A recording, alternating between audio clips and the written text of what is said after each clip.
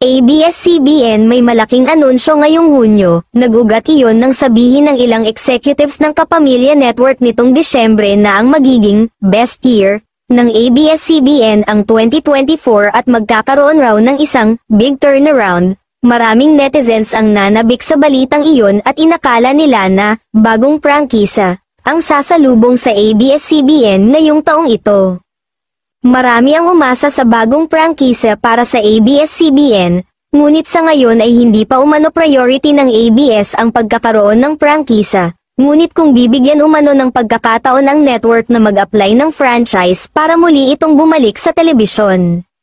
Sa ngayon ang ABS-CBN ay isang malaking content creator, kaya mula nang nanindigan ang media entity ang kanilang estado ngayon, marami na silang produkto o content ang naesa sa ere na sa iba't ibang platform, sa TV man, sa cable, sa digital, sa online, maging sa mga sinehan at marami pang iba.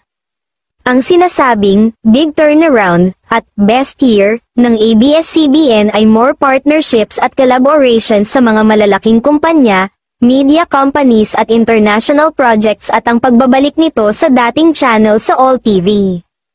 Mula ABS-CBN Entertainment ngayon ay ABS-CBN Studios na ang tawag dahil sila ang nananatiling numero 1 content creator sa Pilipinas.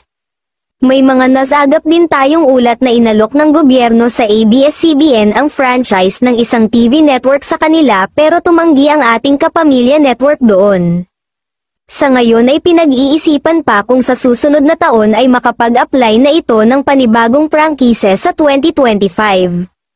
Ngunit ang sigurado ayon sa source ay may isang higanteng media company ang makikipag-alyansa sa Kapamilya Network upang gumawa ng isang bigating proyekto na tiyak na ikagugulat ng lahat. Magbabalik rin ito saan umano nagsimula ang ABS-CBN, mas malawak, mas malaki at mas madaming makakapanood sa isang malaking partnership ang mangyayari na iaanunsyo ng ABS-CBN sa pagpasok pa lang ng buwan ng Hunyo.